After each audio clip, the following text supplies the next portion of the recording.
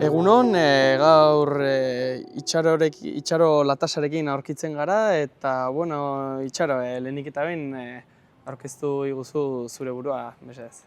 Bale, Itxaro Latasa naiz, EHUko irakaslea eta ikertzailea. Egun lan egiten dut, nire irakaskuntza eta ikerkuntza egiten dut arkitektura eskola teknikoan, hemen Donostin. Eta, duela 30 urte edo inguru, lan egiten dudala EHUn, eta pixka bat nire gaiak dira konplikatua, konplexua da, paisaia, ingurugiroa, lurralde antolamendua eta hirigintza. Eremu horretan badago gune berezia, aspektu horiek guztiak lotzen dituena eta hor mugitzen naiz. Eta hori naiz ni, argitalpen asko egin ditut horren inguruan eta apasionatuta naiz horretaz. Bueno, nola sor daitezke ez, espazio publiko atseginak beti ere paisaia errespetatuz? Hau, erantzuten da pixka bat, lehena aipatu dudan argudio berriarekin esan nahi dut. Lortuz herrien inguruak, kanpoaldeak eta erdiguneak lotzen. Trantsizio progresiboa, trantsizio hitzak hori adierazten du, progresiboa egiten. Orduan, inguruko ezaugarrien, inguruko lekuen elementuak eta seinaleak eta adierazgarriak mantentzen direnean beran, hori bai dela integratzea. Porque ez dira horren diferenteak. Eta gainera horretaz gain, fizikoki batetik bestera jus daitezke. Baina ibil daitezke ez bakarrik biztanleak, baizik eta espezie animaliak. Eta hori da hirien txertatze artifizial horren arazorik nagusienetarikoa. Da, kanporatu egin ditugu gure alboan bizi ditzaketen espezieak, ugaztunak, urtxintxak, hegazti txikiak, ezakit, hirian bertan bizi daitezkenak, baztertu egin ditugu. Hau da, haien habitat, haien ekosistemakin akabatu egin dugu. Demagun badago parke bat non urtxintxak egoen daitezkeen. Baina urtxintxak ez badute mugitzerik parke hortatik bestera, hor endogamia hori ezinezkoa da. Horregatik lotuta egon behar dira. Eta momentu hortan izango dira atseginak, jasangarriak eta bereziki paisaian integratuta. Bueno, zer erronka nagusi ez aurkitzen dira paisaia eta hiriaren arteko lotura bilatzen denean? Erronka da interes ekonomiko eta integrazioa eta jasangarritasuna lortzeko kontra jartzen diren bi ardatz horiek pixka bat elkarren alboan jarri. Kapitalista liberala den kapitalismo salvaje ditzen dena, basatia ditzen dena, gizarte eredu batean gaude sartuta, pixka bat, eta hori ezin da ekiditu, gauzak ezin dira aldatu egun batetik bestera, badaudelako interes pilo, baina gutxienez bai gehiago hurbildu haien artean. Hori da erronka handiena. Isteon hitz egin dugu pixkate identitateari buruz eta nola errespetatu dezake ez hirigintzak tokiko identitatea? Bada niretzat bi baldintza, sine qua non deitzen denak, ez da, bete beharrekoak. Bata da, ikertu zertan dagoen gure identitatea, eta ez esan gure identitatea dagoela zera kontxako barandilatan. Ez dut ukatzen ikur moduan kriston garrantzitsua dela, eta nik maitatzen dut ikaragarri, baina identitatean horretaz, hor jartzeko ez. Bigarren, horretxegatik ikertu, ezagutu, zertan datza, nun, eta nola ikertu? Historian bilatu, gure inguruko natura hobe ezagutu, eta bigarren baldintzarekin lotuz partaidetza publikoa. Jendeak, biztanleak eta bereziki zaharrenak gordetzen dituzte hiriaren pasadizo asko, hiriaren historio asko. Denbora luzea eduki dutelako garapena, bertan ikusteko propio esan nahi dut, esperientzia propioaren arabera. Orduan, jende horrek sekulako ekarpena egin lezake, historioaren pasadizoak, bitxikeriak eta aspektu garrantzitsuak ezagutzen.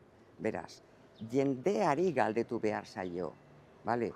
Gordetzen duen historiagatik, memoriagatik, eta dituen desioengatik. Bertako jendea, eta ez turistena, hiria esan behar da bizitzeko.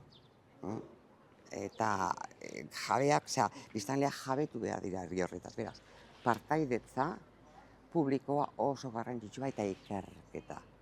Ez esateko, momentu batetik bestera buratzen zaiden lehenengo ezaugarri, esan nahi dut, gastronomia pintxoena.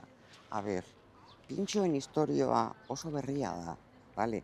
Nik ez dut ukatzen oso importantea izan behar dela, edo zeinu bat izan behar dela, seinalea, ikurra. Ez dut ukatzen, ez dut uko egiten diot, baina hortik pintxoetan oinarritzeko gure kultuaren ezaugarri nabarmenena ez.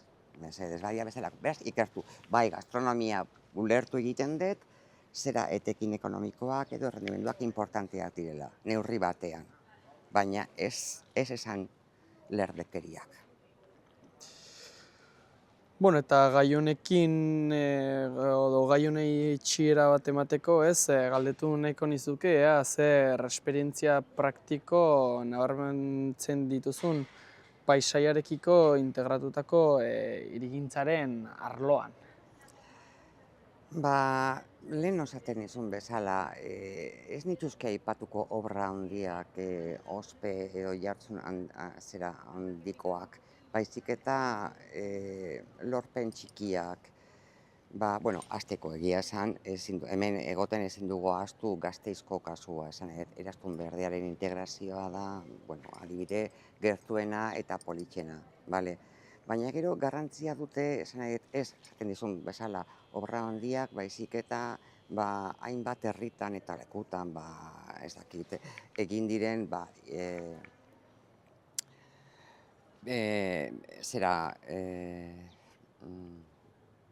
ibaien berreskurapena. Aurreko gunean egon nintzen hemen, auzo batean, horre aieten, bisita bat egiten eta kafetxo bat hartzen, eta hor badago hotel bat, poliklinika alboan, nun nabaritzen da sekulako aleginak egin dituztela integratzeko. Orduan, akatsa, landareak, tropikalen presentzia hor bazegoen, bale? Akatsa. Baina, gune libre guztixetan bazegoen oso ondo antolatuta landaretza. Beraz, eraikina oso bateratuta, hau da, transizioa zonalde eraikita eta eraikitzen arteko transizioa lehen aipatzen nuen bezalakoa zen. Graduala, pixkanakoa. Orduan, ez nuke esango munduko adibide nabarmenenak, ez dakit nongo aeroportua, edo ez dakit Nueva Yorkeko Airline, mundu mailan oso ospetsuak dira, adibide asko dira parkeenak, baina nik uste gure begirada, behar dura, lorpen txikienetara. Nun pixkanaka eredu hori aldatzen dutena, bale? Eta ez obra handiak. Bizi gara momentu batean norgehiagokako momentua, esan nahi, nork zein hirik egin parkea handiena, zein hirik egin ibaiaren berreskuratzea handiena, Valentzia, bale.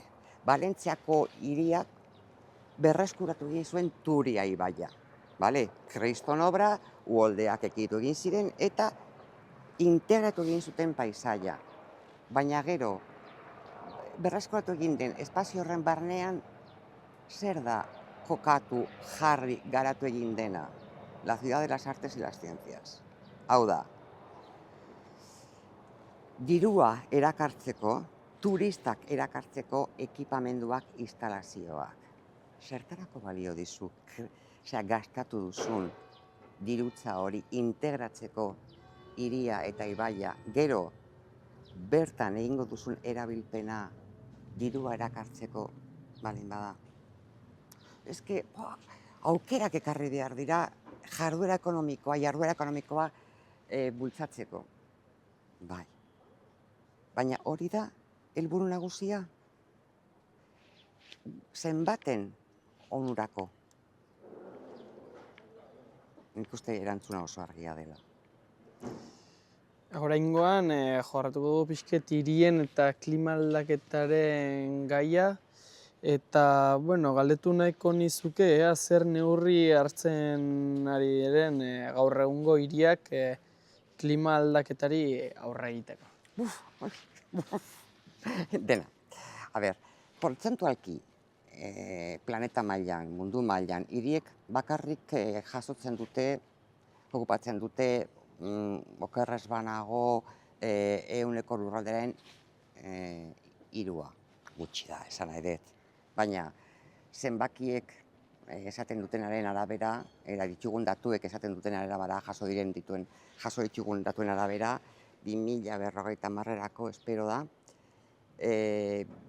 munduko biztanliaren 70%, 70% gertu, hirietan biziko gara. Hala, populazio gehiena beraz, hor egiten dira jarduera kutsakorrenak.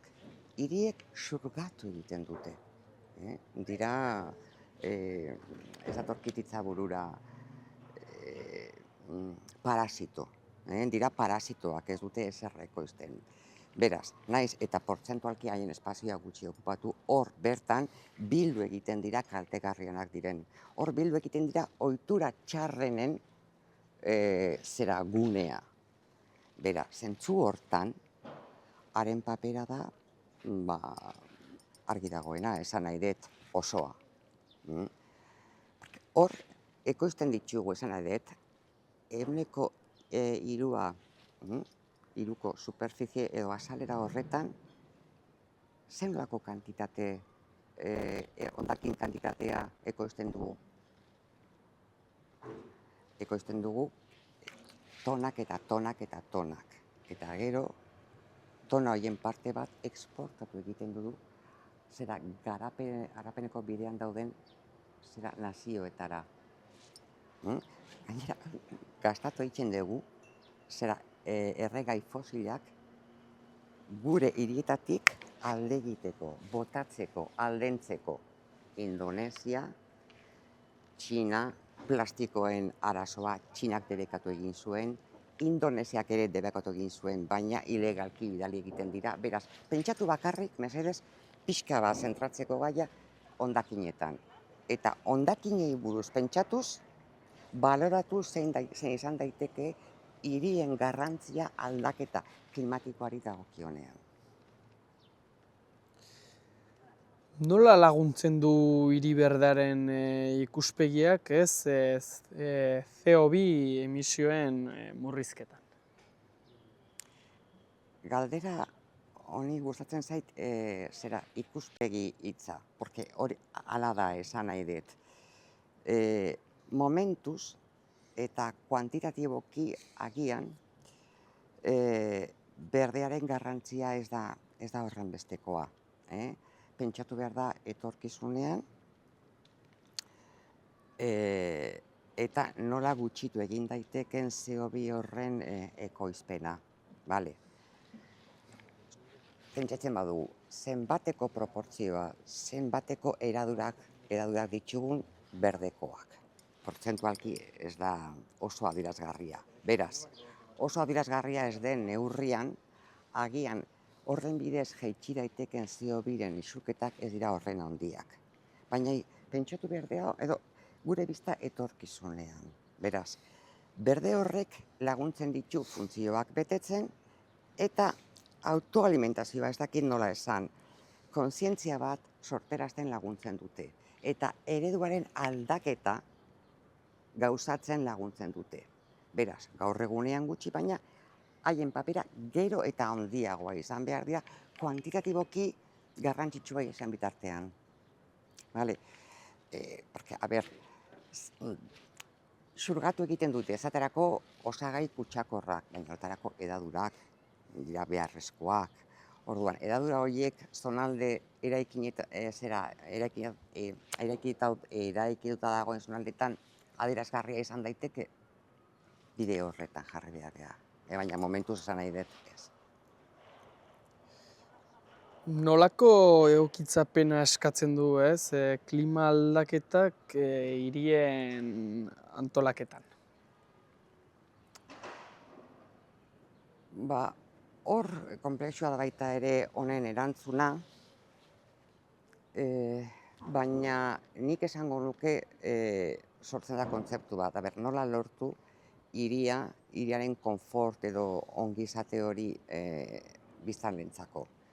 Gero eta ospetsuagoak dira bero denboraldi horiek hirietan, ez da, jartzen duzu Teleberri eta Sevillan lortu dira 40 ez dakit zenbat gradu. Iparraldean ere, Galizian edo Euskadi normalean halako temperaturak ez ituzten zera hiritan lortu da, beraz, arazoa hor dago. Beraz, hori da aldaketa klimatikoaren ondorio bat, ez da, oso beroak diren egunak, muturreko gertaera klimatikoen aniztasuna, orduan, horren aurre zer egin daiteke? Hiria moldatu bizitzeko leku bat izateko. Hori da, beraz, azpiegitura berdea, aterpe klimatikoak, ibaiak hirietan integratzea, mugitzeko erabiltzen ditugun baliabideak gero eta jasangarriagoak edo izatea, dena oso lotuta dago. Horiek guztiak kanbio klimatikoaren eragileak dira, beraz, transmititu edo kontatu nahi dudan idea da, irtenbide hauek guztiak, azpiegitura berdea, ibaien integrazioa, uraren infiltrazioa, ezin dira modu isolatuan aplikatu, lortzen ez delako ezer. Esan nahi dut, lehen esaten duena, nola bultzatu egiten dugu ekonomia zirkularra hirian bertan, zera jasotzen ditugu hondakinak erreskailura bidaltzen baditugu. Esan nahi dut, prozesu horrek CO2-ren ekoizpenak ez du jaisten, esan nahi dut, ez du kontzientziatzen gastatzen ditugu planetaren baliabideak. Orduan, badira ezaugarrik epe luzean aldatu behar direnak eta beste batzuk epe motzean. Baina, orduan, galderaren jatorrira pixka bat bueltatzen, egokiak izateko. Eta konturatzen gara egokiak ez direna, etortzen direnean beroaldi horiek gurekin akabatzen dutenak. Hor konturatzen gara beste zerbait. Zuhaitz batzuen bidez, ez da nahikoa. Aterpe klimatikoen bidez, bai baina ez da nahikoa. Orduan, irtenbide bakoitzak, soluzioaren lekutsu bat edo, proportzio bat edo, ematen dio soluzioari edo irtenbideari. Bakarrik hartuta ez dago irtenbiderik. Bakarrik hartuta erantzunak eta edo ekintza jarduerak edo egiten ditugun parkeak, horrek ez dauka. Ez da integrala den, holistikoa den gaur egunean ez den bezala erantzuna. Eta beraz,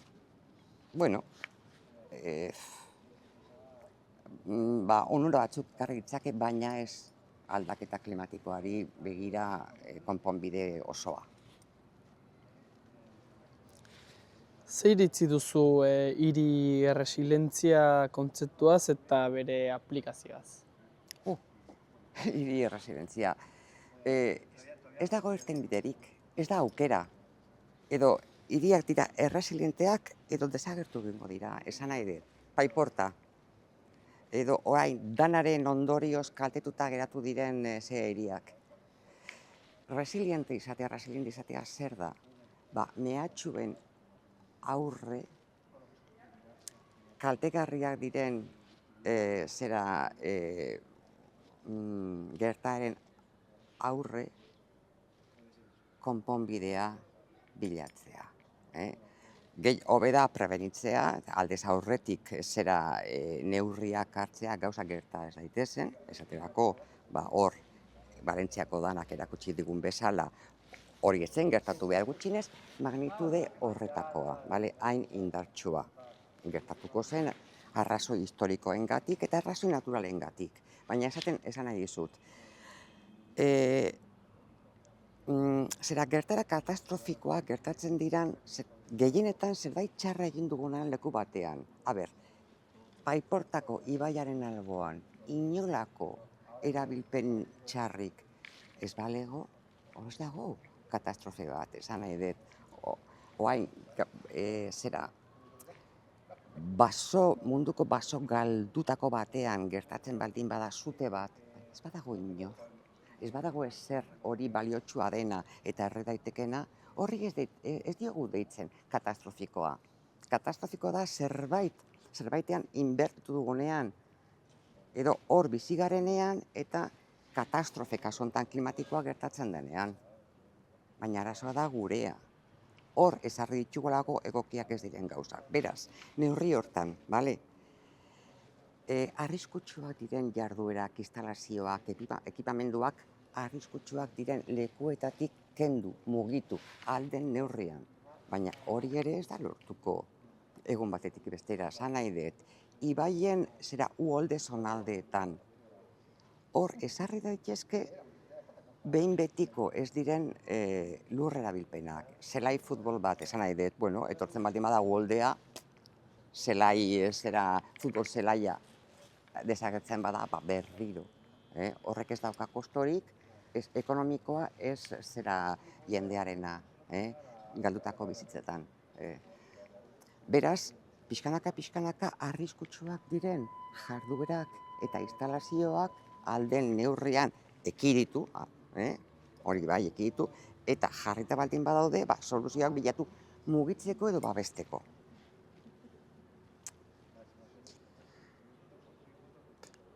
Zure ikerketan zein da urban green infrastrukturen ekarpena krisi klimatikoaren aurrean?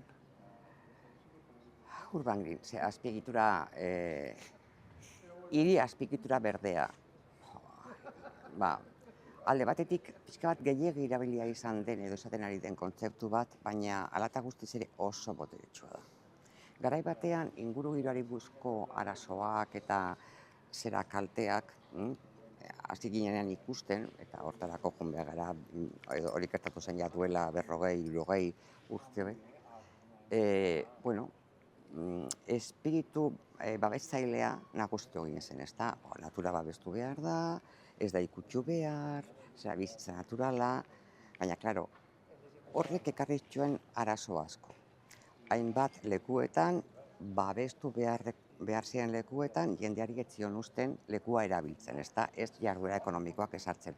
Jendea jarri zen kontra esan, babestuko dugu natura ingurugiroa, baina hemen ezin gara bizi, ez digutelako gusten. Orduan, hortik aldentzen, pixka bat eta ideia helburuak garatzen, hau da, ingurugiroa babestearena, sortu ziren bestelako irtenbideak, proposamenak eta gaia ikusteko moduak.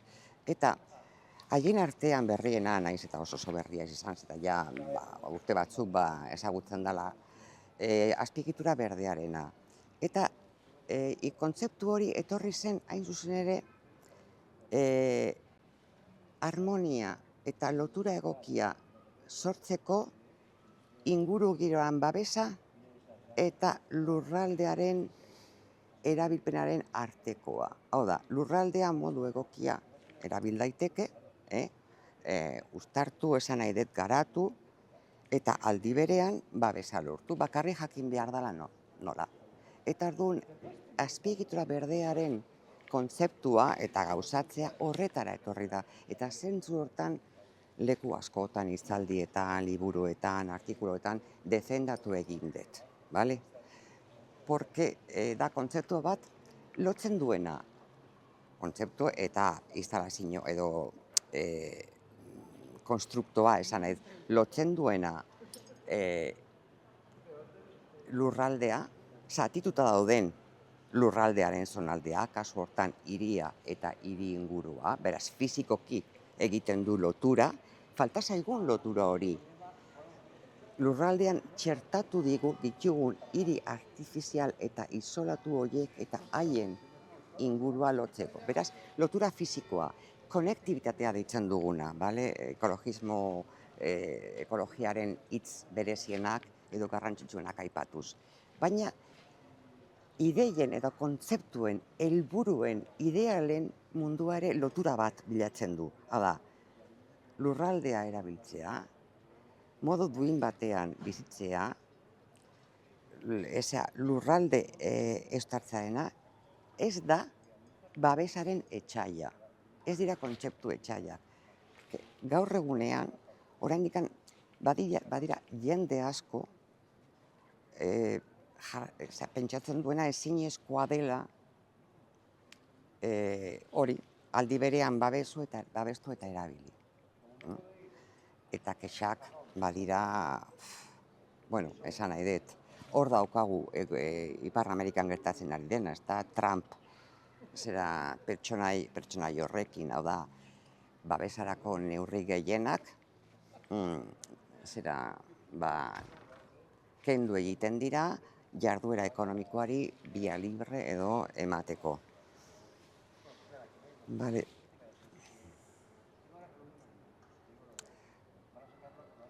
Ez nahiz gogoratzen, jatorrizko galdera, sei izan dez, eta zerbait gehiago esan behar nuen, baina ahaztu bai. Babesa eta jarduera... Lasai, jarraituko dugu? Bai.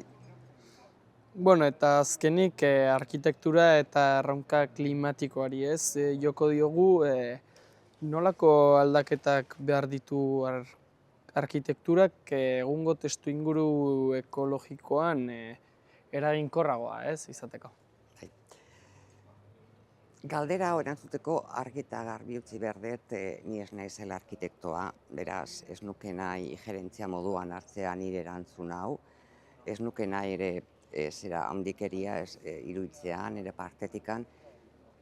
Egia esan ni naizela geografoa, hirigintza, paisaia, lurralde antolamenduaren hor sortzen den gurutze hortan mugitu egin naizena, eta egia da arkitektoek ireki zizkidatela haien ateak, beraz, haien etxea klaseak emateko eta haien etxea ikerketa egiteko. Orduan, egon naiz 6 edo 7 urte, ez dakizen bat zehatz-mehatz, ez nahi gogoratzen 2018tik aurrera, eskolan klaseak ematen eta haiekin oso gustora konpartitzen eta egoten. Eta hor ikusi dut, bueno, leku askotan, unibertsitate askotan, profesio helbide askotan gertatzen denaren antzekoa, esan nahi dut.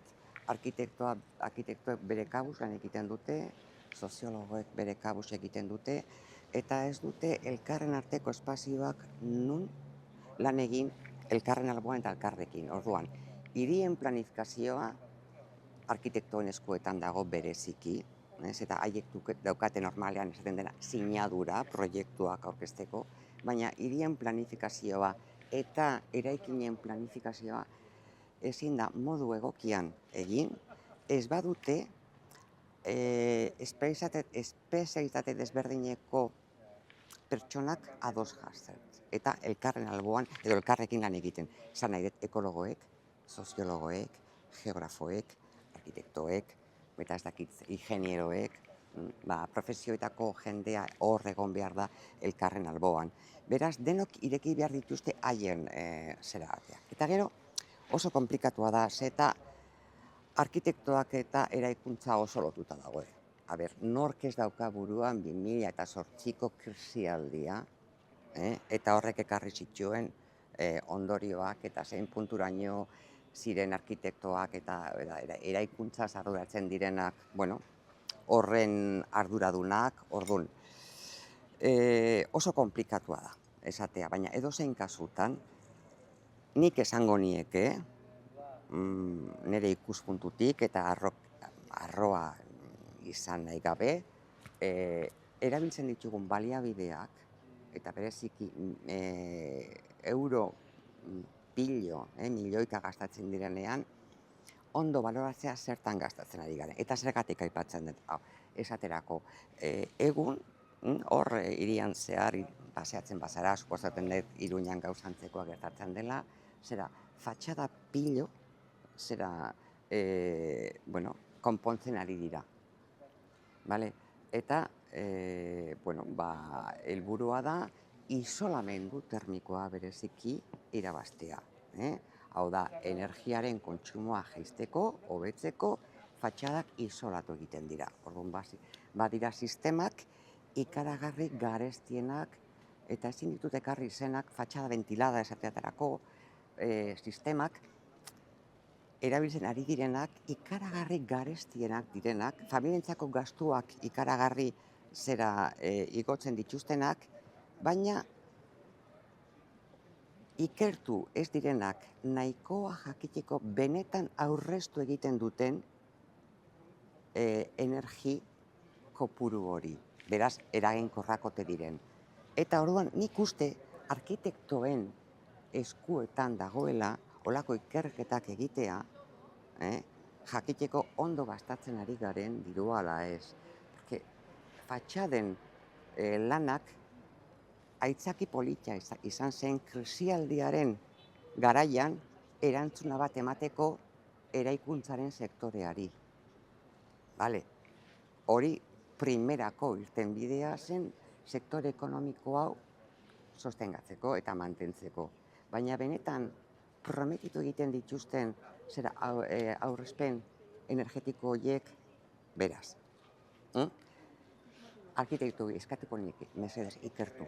Eta belaunaldi berriak eta gazteek ikertzeko benetan zertan nola lortu eraikin jasangarriagoak, baina diruak galdu gabe. Bale, ustelkerietan edo modu utxal batean. Beraz, zure ustez, ze paper jokatu beharko luke, arkitektoak gizartearen eta ingurumenaren zaintzan? Protagonistak zeharo. Orduan, nik esango nuke liderrak, esaten den liderrak, baina haien besoak irekitzen beste ogibide guztietara elkarkidetza bilatzen baizik. Eta, bakoitzaren formazioa ez da nahikoa planifikazioa egiteko, esan nahi dut. Esate baterako, azpiegitura berdea, azpiegitura berdearen planak egiteko. Hor, nortzuk egongo dira. Azpiegitura berdea, hiri azpiegiturak, suposatzen du sare berde bat egitea, bale? Oso lotuta kaleen trazaketarekin eta kaleen erabilpenekin. Kaleen trazaketa, kaleen erabilpena arkitektoen gauza da, bale? Azpiegitura ekologoen, biologoen, baina beharrezkoa baldin bada esartzea zein kaletan posiblea den esartzera ardaz berdeak, nola lan egin dezakete aldenduta, separatuta, bakoitza bere bulegoan? Beraz, arkitektoaren lidergoari begiratzen diot, bale? Baina lidergoa, esan nahi, ezin da planifikatu kaleak haien positatea berdeak izateko kontutan hartu gabe. Orduan, zentzu hortan pisu handia ematen diet, baina ez bakarrik gonbidatu noizbehinka soziologoak edo biologoa baizik, eta elkarren alboan egoten, esan nahi dut, ukondoak ikutzen. Bueno, bukatzeko ze aholku emango zinieke etorkizuneko arkitektoei batez ere hiri eta paisai jasangarriagoak sortzeko. Bai, esango nieke gazteei eta esperientzaren arabera irekitzeko haien begiak eta haien burua konturatzeko esaterako gauza batetaz. Norbaitek argi esan behar du zer nolako ezaugarriak eko behar dituzten zonalde eraikita. Eta eraikuntza haien helburua, haien lana, haien bete beharra. Beraz, hau, bigarren kurtsoko hirigintza irakasgaia hasten naizenean, normalean urtero esaten diet zuei, gizarteak galdetuko dizue, nolako bizimodua da egokia, zen nolako eraikuntza, zen nolako kale sistema, ez bakarrik eraikuntza, nola integratu daiteke hiria bere inguruko zonaldekin eta orokorrean naturarekin. Esan nahi dut, zoom egiten badugu hiritik kanpora, hola, irudi batean, ikusi behar dira oso ondo loturak hirien artean, eta hirien eta haien inguruan eta hirien eta naturalekin. Horrek suposatzen du mundua erabiltzeko eta munduan bizitzeko pauta eredua, oso argia. Eta eredu hortan, ardura handia dakazute zuek. Hori da, ja esaten dudana normalean, bigarren kurtsoko hirigintzaren erakasgaia hasten dudanean, edo hasten naizenean ematen. Beraz, hori da nire aholkua. Ireki begiak eta pentsatu lehen duen nola landu besteekin batera. Ez pentsatu bakarrik zera eraikuntzan. Da holistiko, ni gogoratzen naiz, pasadizon hartzen bai duzu, gogoratzen naiz House. House da telebistako medikuen serie bat, duela urte asko sortu zena, eta lehenengo aldiz telebistan eta olako programetan agertu zen diagnostiko integralaren ideia. Diagnostiko integrala. Denok egiten ditugu diagnostikoak eta arkitektoek egiten dituzte diagnostikoa. Zein da hiri kutsakorraren diagnostikoa? Diagnostikoa izan behar da integrala. Integratu aspektu eta arlo guztiak. Gizarloak, materialen eraikuntzaren arloak, biologiaren arloak. Beraz, diagnostiko integralaren ideia plus lurralde antolamendua eta planifikazioaren ideia izango lirateke nire diskurtsoaren ardatz nagusiak haiek transmitituko nituzkenak, edo nizkikenak. Bueno, mila esker haunitz, Itxaro, eta hurrengo bat arte.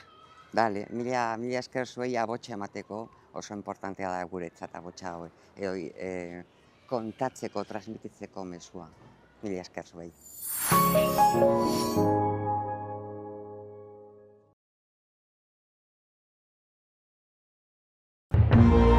Gobierno de Navarra. Nafarroako gobernua.